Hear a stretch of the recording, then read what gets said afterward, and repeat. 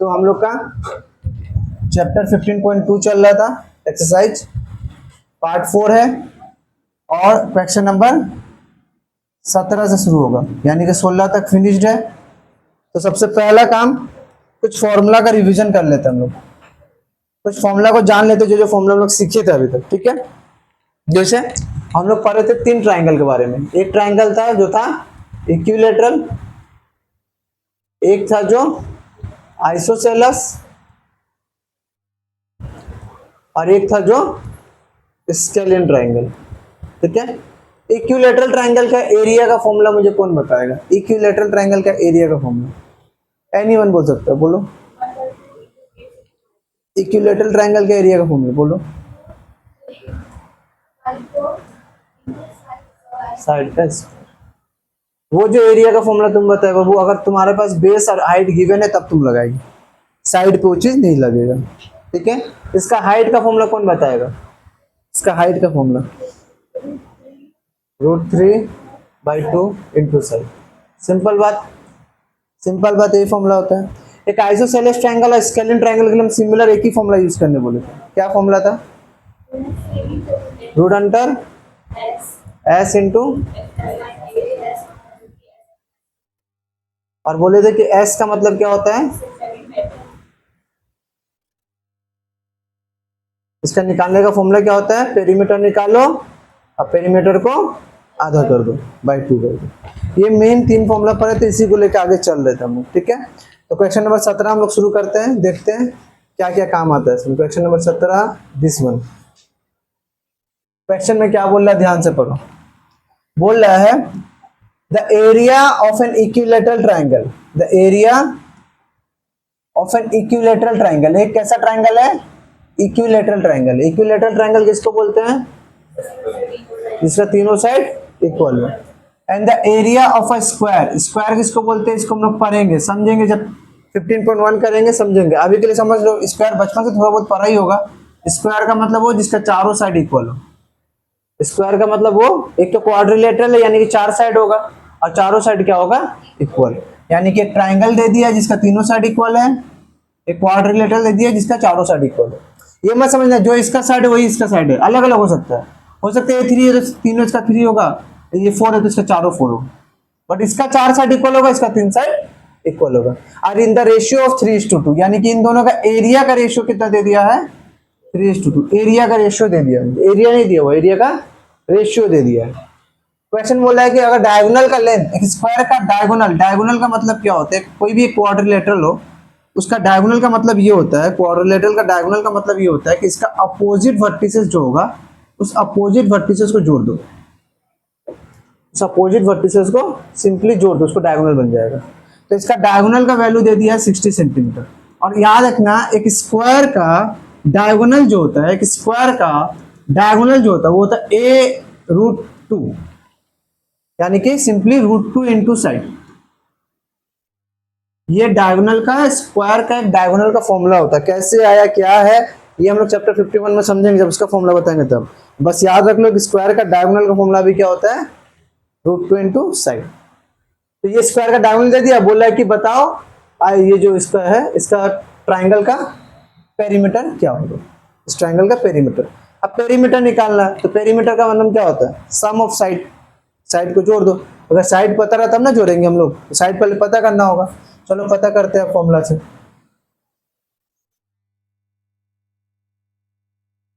देखो हम लोग मान लेते हैं कि हम लोग मान लेते हैं कि let side of an equilateral triangle, equilateral triangle का साइड कितना दे दिया है? 1 सेंटीमीटर। कोई दिक्कत नहीं। तो साइड ये है तो एरिया क्या होगा बाबू? इक्विलेटरल ट्राइंगल का एरिया क्या हो जाएगा? √3/4 ए स्क्वायर। साइड अगर ये है तो एरिया क्या होगा? √3/4 ए। अब मुझे दे दिया diagonal, diagonal of a square, square का डायगोनल दे दिया कितना? 60 सेंटीमीटर। अब मुझे क्या पता है बाबू कि डायगोनल ऑफ अ स्क्वायर का फॉर्मूला होता है, डायगोनल ऑफ अ साइड का फॉर्मूला होता है √2 इंटू साइड। 60 सेंटीमीटर। स्क्वायर का डायगोनल का फॉर्मूला ये होता है, अभी के लिए याद करो। फॉर्मूला आएगा कैसे, 15.1 में बताएंगे, ठीक है। अब यहाँ से साइड क्या निकलेगा, 60/√2। अब ये जो चीज़ है ना, अभी जो हम लोग करेंगे, ये सब चीज़ रूट का जितना खेला है ना, रूट का जितना खेला क्लास 10 में समझोगे। अभी समझो क्या है 60/√2। मैथ क्या बोलता है, मैथमेटिक्स में बोला जाता है कि अगर नीचे में रूट रह गया, अगर नीचे में रूट आ गया तो बाबू इसको रूट नीचे नहीं छोड़ा जाता, डिनोमिनेटर में रूट का नंबर नहीं रखा जाता। ये रूल है। हम लोग चैप्टर, जब हम लोग क्लास 10 में जाएंगे, चैप्टर 9 पढ़ेंगे ना, वहाँ पर सीखेंगे ये सब चीज़ कि रूट क्यों नहीं रखा था, रूट रखने से क्या हुआ, ये सब चीज़ें समझेंगे हम लोग। अभी समझो कि रूट नीचे नहीं रखते। अब इस रूट को हटाने के लिए ना हम लोग एक स्टेप करते हैं। क्या करते हैं कि यहाँ √2 है ना, तो हम लोग यहाँ भी √2 से गुना करेंगे और यहाँ से भी √2 ही गुना करेंगे। भैया √2 ही क्यों गुना करेंगे, √2 करने से क्या क्या होगा समझेंगे अभी जब हम लोग क्लास 10 में जाएंगे। अभी फायदा क्या हो, देखो नीचे √2 है ना, हम क्या कर रहे हैं, नीचे रूट नहीं रखना है, तो इसलिए नीचे रूट है ना √2, इसलिए ऊपर भी √2 और नीचे भी √2 से गुना कर दो खुद से।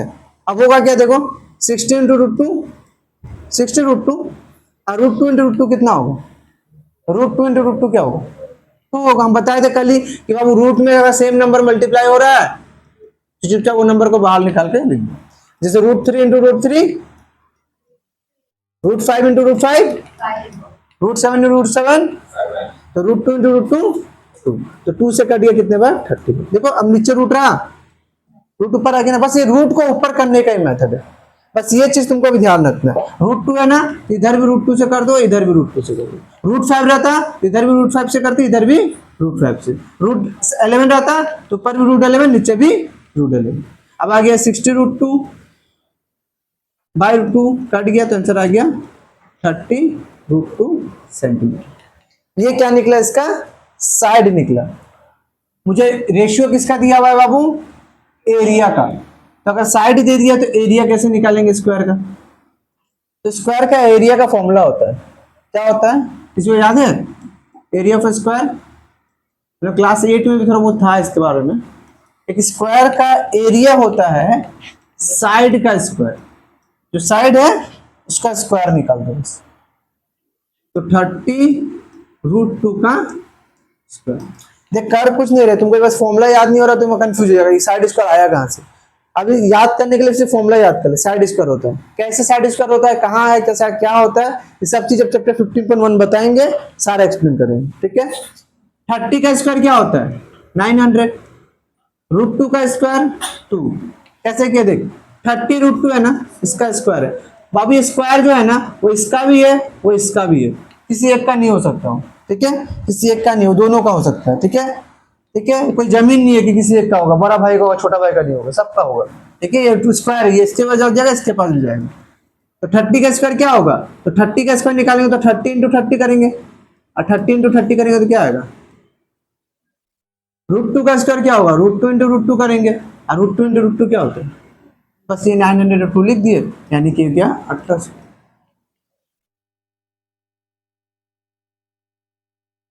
ये इतना सेंटीमीटर स्क्वायर। अब क्वेश्चन में बोला है कि the area of equilateral triangle and the area of square in the ratio of 3:2, ratio 3:2 का दिया हुआ है। यानी कि एरिया ऑफ इक्विलेटरल ट्रायंगल क्या था, area of equilateral triangle √3/4 a square by area of square क्या दिया हुआ है 1800।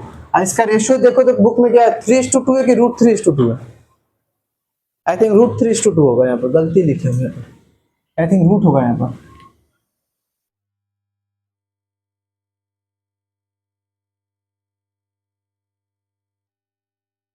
क्वेश्चन नंबर 17, आराम से देख, आराम से 17 नंबर की, √3 है ना तो √3 होगा, ठीक है। यहाँ भी √3/2। अब देख 200 से कटेगा कितने बार, 900 बार। यहाँ बचा √3/4 × 900, और यहाँ बचा a स्क्वायर इक्वल टू √3। अब फिर √3 से √3 भी काट दो, तो a स्क्वायर बचेगा 4 × 900, इधर चला गया, a बचेगा √9 36। और 36 का रूट कितना होता है पता है, देख 6 का रूट कितना होता है, सॉरी 36 का रूट कितना होता है 6, 2 ठो जीरो है ना, 1 ठो जीरो बिठा। बोले कि 4900 का रूट निकालो, तो 49 का रूट कितना होता है 7, 2 ठो जीरो है ना, 1 ठो जीरो बिठा।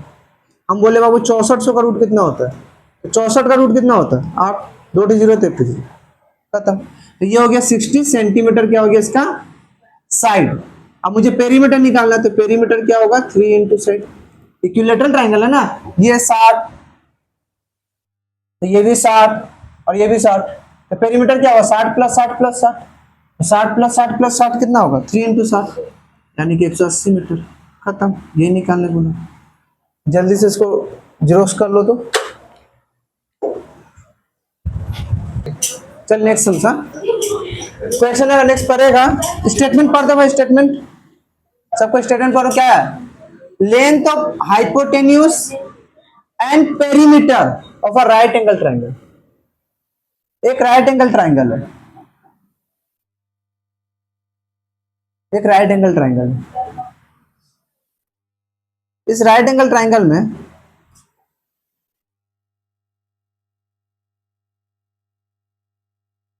ये राइट एंगल ट्राइंगल में बाबू तुमको नाम दे देते, इसका नाम ए दे देते, इसका नाम बी, इसका नाम सी दे देते। बोले इसका हाइपोटेन्यूज है ना बाबू वो 13 सेंटीमीटर है, और इस पूरा का पेरीमीटर जो है ना, पेरीमीटर, तो पेरीमीटर 30 सेंटीमीटर है। तो बोला कि इसका एरिया निकालो। अब अगर राइट एंगल ट्राइंगल अगर है तो तुमको पता है कि भैया ये बेस होगा, भैया ये हाइट होगा, तो हम एरिया सिंपल निकाल सकते हैं, half into base into height. Right angle triangle का एरिया तो ऐसे ही निकल जाता है, लेकिन ना तुमको बेस पता है ना हाइट पता है, तो पहले वो निकालना तो पड़ेगा ना बाबा। तो कैसे निकालेंगे, देख मुझे क्या पता है बाबू, मुझे पता है कि तीनों साइड जोड़ेंगे तो क्या देगा मुझे पेरीमीटर, तीनों साइड जोड़ेंगे तो क्या देगा पेरीमीटर। अब पेरीमीटर दिया कितना 30, तो हम लोग मान लेते A B plus B C plus A C, ये इक्वल टू कितना दिया हुआ है 30 मीटर। अब हम लोग मान लेते हैं ऊपर कि मान लेते हैं ए बी जो है वो एक्स है, किसी का भी एक्स हो सकता है, मान लेते हैं एक्स। अब ए बी एक्स है, बी सी पता नहीं, ए सी 17 या 13 इक्वल टू 30। तो यहां से x प्लस बी सी क्या निकला 30, प्लस गया तो -13। हाँ ए बी को x माने, ठीक है। तो यहां से x प्लस बी सी क्या निकला बाबू 17, 30 माइनस 13। तो यहां से बी सी क्या निकलेगा 17 माइनस एक्स, प्लस गया तो माइनस एक्स, ये प्लस एक्स गया तो माइनस एक्स नहीं होगा, यानी कि अगर x है तो ये कितना होगा 17 माइनस एक्स। यहां तक कोई डाउट। अब पाइथागोरस थ्योरम में एक चीज और पढ़ा था तुम लोग, क्या पढ़ा था, मतलब सॉरी राइट एंगल ट्राइंगल को लेके एक और चीज पढ़ा था, पाइथागोरस थ्योरम पढ़ा था। क्या पढ़ा था पाइथागोरस थ्योरम बाबू बताओ तो। पाइथागोरस थ्योरम में क्या बोले थे कि जो बाबू हाइपोटेन्यूज होता है, यानी जो सबसे लंबा साइड का होता है उसका स्क्वायर बाकी दोनों स्क्वायर का सम के बराबर। ये बोला ना, जो सबसे लंबा साइड होगा उसका स्क्वायर बाकी दोनों साइड का स्क्वायर का सम के बराबर। इसी को बोलते हैं हम लोग हाइपोटेन्यूज, इसको बोलते थे परपेंडिकुलर और इसको बोलते थे बेस। क्या बोलते थे कि हाइपोटेन्यूज का स्क्वायर इक्वल होगा परपेंडिकुलर का स्क्वायर प्लस बेस का स्क्वायर। वही काम किया यहाँ पर ये मुझे दे दिया है 13, ए बी को मांग लिए किसी का x, तो बी सी निकल गया 17 माइनस एक्स उसका होल। कोई दिक्कत। अब यहां से तुम देखोगे ये 169 होगा इक्वल टू ये एक्स स्क्वायर और a माइनस बी का होल स्क्वायर। फॉर्मूला बचपन से तुम लोग पढ़े थे, क्या पढ़े थे मैं, a माइनस बी का होल स्क्वायर होता है A square minus 2ab plus B square. नहीं पढ़ा था फॉर्मूला, पढ़ा तब पढ़ा है तो तब अच्छा लगा। 169 इक्वल टू देख एक्स स्क्वायर और x square 2x square minus 34x plus 289। अब उसको उधर भेज दे तो 2x square minus 34x plus 289, ये प्लस गया तो minus 169 equal to 2x square -34x plus, sorry, अगर माइनस करें तो प्लस, माइनस करके कितना आएगा, 9 में से 9 गया तो 0, और यहाँ पर गया 18 में से 6 गया, 9 में से 9 गया 0, 8 में 6 गया 2, कोई दिक्कत। अब यहाँ से क्या होगा बाबू, यहाँ से 2 कॉमन ले लेगा तो बचेगा x² -17x plus 60 equal to 0। अब यहाँ से x² -17x प्लस 60, देख ये जो 2 था उसको इक्वल टू का दर भेज, 2 को इक्वल टू का दर भेज, क्या हो जाएगा 0/2। और 0/2 क्या होता है, 0 होता है। तो सिंपल बात समझ, 0/3, 0/7, 0/10 डिवाइड करना, 3 का पारा कितना बार जरूरी, 3 का पारा कितना बार पड़ेगा, 0 आएगा, 0 बार। 7 का पारा कितना बार पड़ेगा, 0 आएगा, 0 बार। यही तो होगा ना। तो 0/2 एक्चुअली क्या हो जाएगा फिर 0। तो क्या बचा तुम्हारे पास इक्वेशन बचा x² -17x plus 60 equal to 0। अब क्लास 8 में जब तुम एक जन्म पहले जाओ, एक जन्म अपना पहले जाओगे तो तुम ये मिडिल टर्म सीखोगे। तुम्हारे जन्म का लोग यहाँ सीख रहे, देखो एक जन्म पहले जाओगे मिडिल टर्म सीख रहा, ठीक है ना। तो एक जन्म पहले मिडिल टर्म कैसे किया था, हम डायरेक्ट कर दे रहे, उस जन्म को याद करके तुमको सोल्व करना है, ठीक है। जिसका नहीं होगा उसको फिर पीटेंगे। x -17x है ना, x -15, 15 चौक 60, नहीं 15 से नहीं होगा, प्लस करके लाना है ना,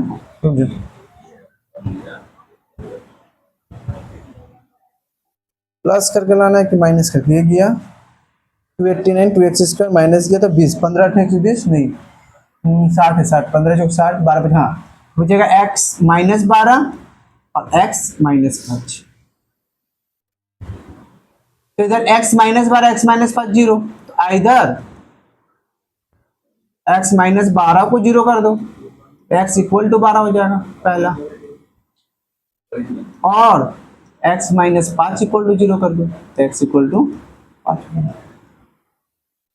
यानी कि जिसका भी x था वो उसका वैल्यू 12 आया, नहीं तो 5 है। अब तू ध्यान दे, इसको काट देते, इसको मिटा देते, ठीक है। टक टक टक टक टक टक टक टक टक टक। अगर तू x को 5 माना तो ये b ये कितना निकलेगा, 17 - 5 यानी कि 12। अगर तू x को 12 माना तो ये कितना निकलेगा, 17 - 12 यानी कि 5।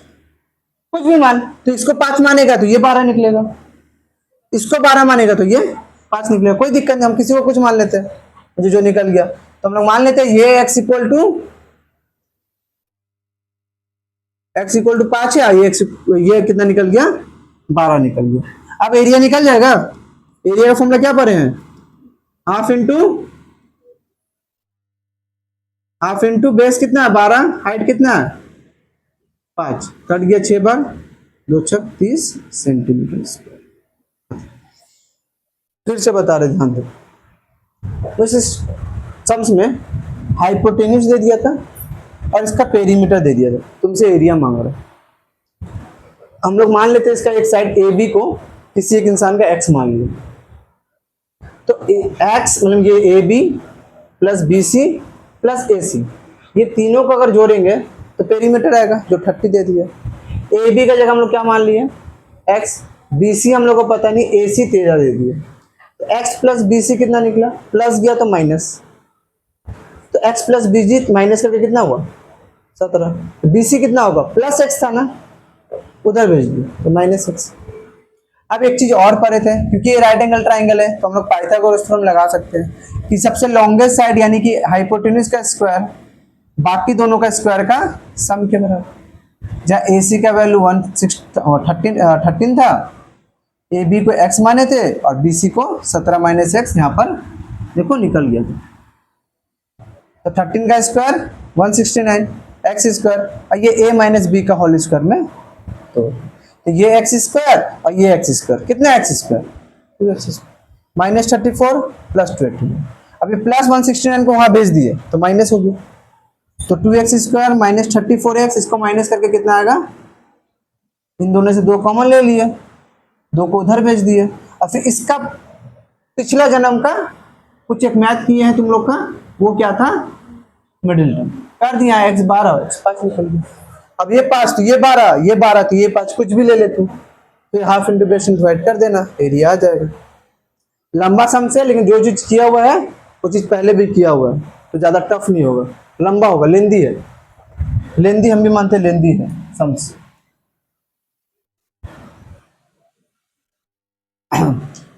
Next, the length of the side containing right angle triangle is 12 and 15 centimetre. Let us calculate the length of the perpendicular drawn from the vertex of the right. ये बहुत इजी समझे, ये बहुत इजी समझे, बोलो। हाँ देखो, मान लो ये ट्राइंगल है,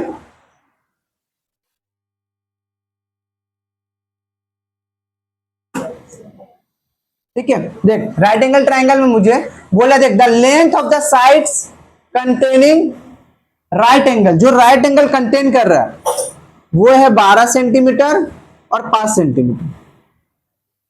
बोला कैलकुलेट करो, अगर हम लोग परपेंडिकुलर ड्रॉ करें एक वर्टेक्स से ऑफ द राइट एंगल, जो वर्टेक्स है यहां से अगर एक परपेंडिकुलर ड्रॉ करें इसमें ये, तो इसका हाइट कितना होगा, ये कितना होगा, ये पूछ रहा, ये जो है वो कितना होगा।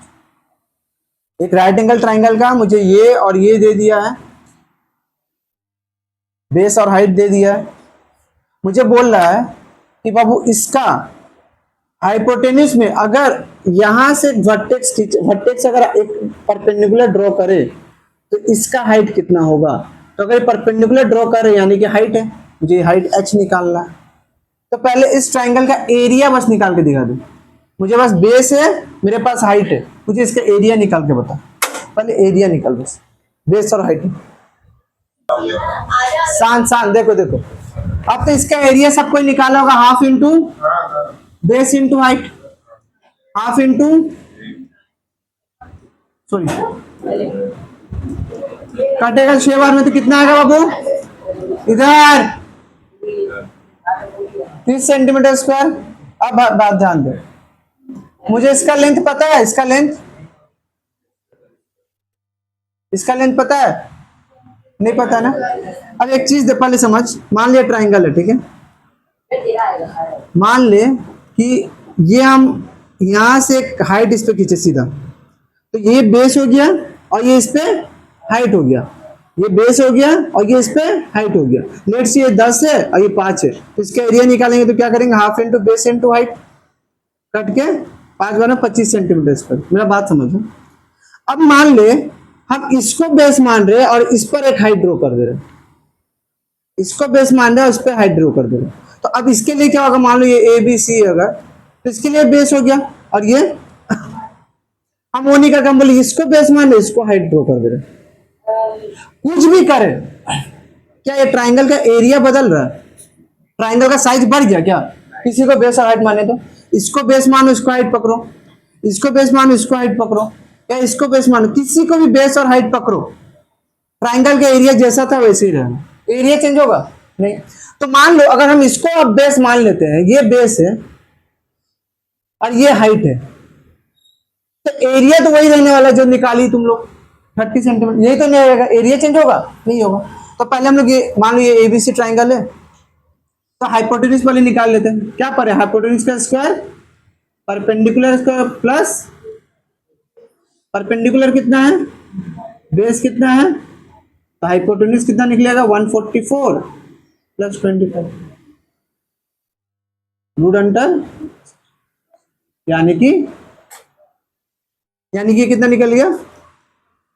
तो बाबू अगर मान लो इसको हम बेस पकड़े और ये हाइट है, तो एरिया क्या होगा, हाफ इंटू 13 इंटू हाइट, ये h, इसको h माने तो ये बार, अगर ये बेस है और ये हाइट है तो एरिया क्या होगा, half into base into height, half into base कितना है, हाइट इतना, लेकिन एरिया क्या बदलेगा नहीं, एरिया कितना रहेगा जितना पहले निकला था 30। अब यहां से देख निकल गया 13 into h equal to 30 into 2 और h निकलेगा 60/13, डिवाइड करोगे 13 चौक 52.8, 13 छक 78, 2 0, 13 कम 13 लगभग इतना सेंटीमीटर। डिवाइड करोगे 4.6 बनाएगा। तो इसका हाइट कितना हो गया 4.6, बस खत्म। एक ही कॉन्सेप्ट याद रखना कि तुम किसी को भी बेस और हाइट पकड़ो, इसका एरिया जो है वो उतना ही रहने वाला। ये जो पोर्शन दिख रहा है तुमको पिंक पिंक, ये इतना ही रहने वाला, 30 रहेगा हमेशा, खत्म। अब नेक्स्ट क्वेश्चन देखो, लास्ट है, ठीक है, लास्ट क्वेश्चन है, इसका 15.1 होगा, बट अभी लास्ट क्वेश्चन ये देखो। बहुत अच्छा क्वेश्चन है। The largest square is cut out from a right angular triangular region with a length of 345 centimeter in such a way that one vertex of square lies on the hypotenuse of a triangular. Calculate the length of the side of the square. The question क्या बोल रहा थे, ये right angle triangle है, थोड़ा बड़ा बनाते हैं, काम आएगा बराबर। बोल रहा है कि इस राइट एंगुलर ट्राइंगुलर में ना, इसके अंदर एक स्क्वायर लिए, इसके अंदर क्या लिए, स्क्वायर को काटे हैं, ऐसा काटे हैं ना कि इसका एक जो वर्टेक्स स्क्वायर का इस हाइपोटेन्यूज का ऊपर रहेगा, ऐसा करके जोड़े, ये है तुम्हारा उसका स्क्वायर, जो इस जगह से हम लोग काट के निकाल दिए। राइट एंगल ट्राइंगल का अंदर से एक स्क्वायर को काट के निकाले। कंडीशन दे दिया कि इस एक वर्टेक्स जो होगा वो किस पे होगा, हाइपोटेन्यूज पे होगा, ये कंडीशन दे दिया। लेंथ दे दिया है कि बाबू ये 3 सेंटीमीटर है, ये 4 सेंटीमीटर है और ये 5 सेंटीमीटर। हमेशा जो बड़ा वाला होगा ना, कैसे देखो यहाँ तो पता नहीं 3 4 5 कौन सा, तुम क्या बोलोगी, तो कुछ नहीं करना, 5 को सबसे बड़ा, इस साइड वाले जो सबसे बड़ा होगा ना इन तीनों में सबसे बड़ा होगा, उसको क्या करना है, साइड वाले ये दे देना। अब बाकी दोनों कहीं भी दे देना, 4 इसको 2 3 कोई मैटर नहीं करता, लेकिन सबसे बड़ा कहाँ होगा, तिरछा वाला। ये कंडीशन पक्का है, सबसे बड़ा वाला, इन तीनों में सबसे बड़ा वाला जो होगा ये होगा, बाकी दोनों कहीं भी दे दो, इसको 4 इसको 3 या इसको 3 इसको 4।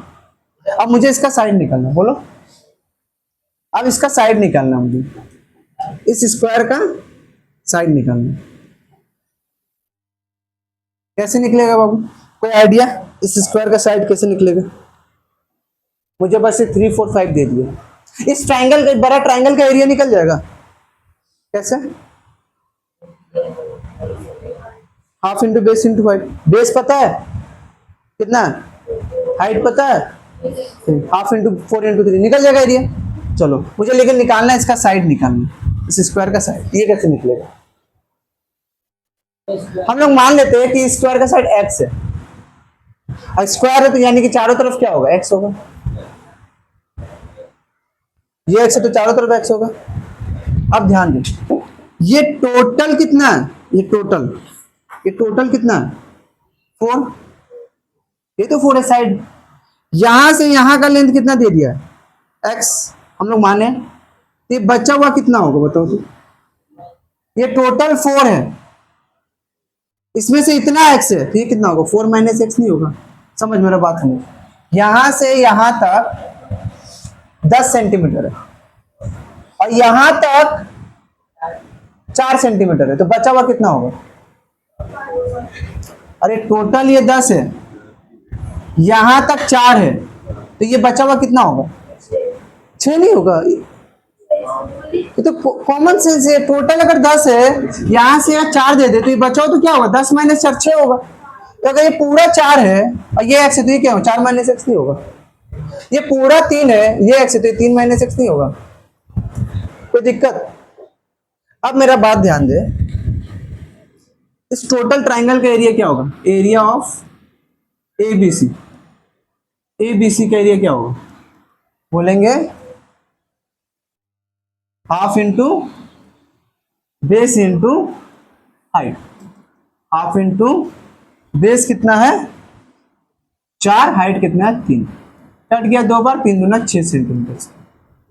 इस टोटल का एरिया जो, ठीक है, इस टोटल का एरिया जो है वो इसके बराबर नहीं होगा, तो इसका एरिया प्लस इस स्क्वायर का एरिया प्लस इस छोटा ट्राइंगल का, ये दोनों तीनों ट्राइंगल का एरिया अगर जोड़े, ये तीनों का, इसका मतलब क्या होगा, हम बड़ा एरिया ही निकाल लेना।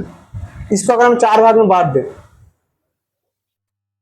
हम इसका एरिया निकालें, इसका एरिया निकालें, इसका एरिया निकालें, इसका एरिया निकालें, चारों को जोड़ दे तो किसका एरिया होगा, पूरा बोर्ड का एरिया नहीं होगा। हम अभी इसको बांट दे रहे,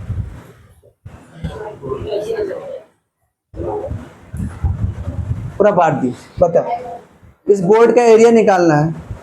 मुझे बोल दिया बाबू ये 16 सेंटीमीटर स्क्वायर है, ये 16 है, ये भी 16 है और ये भी 16 है, तो टोटल एरिया क्या होगा? 2 मिनट। हाँ रवि, टोटल कितना होगा? 64 होगा। चारों को जोड़ के टोटल एरिया निकल। तो इस बड़ा ट्रायंगल का एरिया भी क्या होगा? छोटा ट्रायंगल का एरिया भी। ये छोटा ट्रायंगल, ये स्क्वायर और ये छोटा ट्रायंगल, तीनों को जोड़ेंगे तो निकल जाएगा। ठीक है, थोड़ा है समझ, पसंद आएगा तुम लोग को। ठीक है, तो हम लिख सकते हैं इसका अगर नाम दे दे ए बी सी, ये पॉइंट डी ई और एफ, तो इसको तो छोटा कर लो।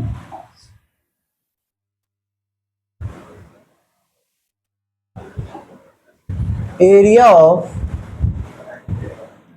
ट्रायंगल ए बी सी, बड़ा ट्रायंगल का एरिया होगा area of A D E, छोटा वाला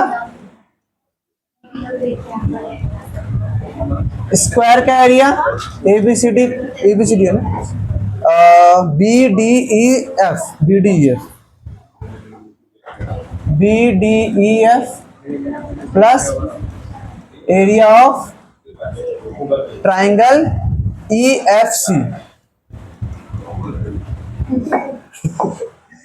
इसका एरिया ए डी ई, इसका area B D E F और इसका एरिया ई एफ सी, इन तीनों को जोड़ेंगे तो मुझे किसका मिल जाएगा? 12 वाला का। अब देख 12 वाला का कितना निकाला? Area of A D E, A D का एरिया क्या निकला है? देख, इसको मिटा दे पूरा। टोटल कितना था? ये x था, टोटल 4 था, ये निकला 4 माइनस एक्स। ये x था तो ये निकला 3 माइनस एक्स। देख इस ट्रायंगल का बेस क्या है? देख इस ट्रायंगल में जोड़ रहा, बेस क्या है? ये वाला, और हाइट क्या है? ये वाला। इसको हम लोग x माने, एरिया क्या होगा? Half into base into height plus, ये कैसा ट्रायंगल दिख रहा है तुमको? एक स्क्वायर दिख रहा है ना, सॉरी स्क्वायर है ना। स्क्वायर का एरिया क्या होता है? जो साइड है उसका स्क्वायर। किसी को कुछ समझ नहीं आ रहा होगा, वेरी गुड। इसका बेस इंटू हाइट, आराम से इसको तू लोग क्या कर लेगा? इसको उतार लेगा, हम इसको एक्सप्लेन फिर से कर देंगे।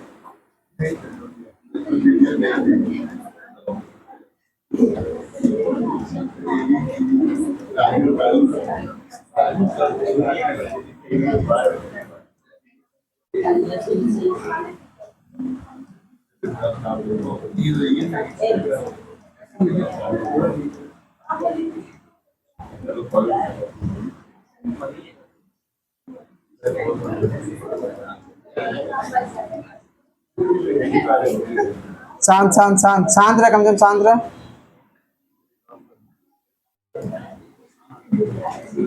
12/7 यानी कि 7 एकम 7, 5 भाग। आंसर आ गया, इसको उतार ले, हम एक्सप्लेन कर दे रहे। उतार ले पहले। कहाँ से उतार रहा था तुम लोग? यहाँ से ना, उतार ले पहले।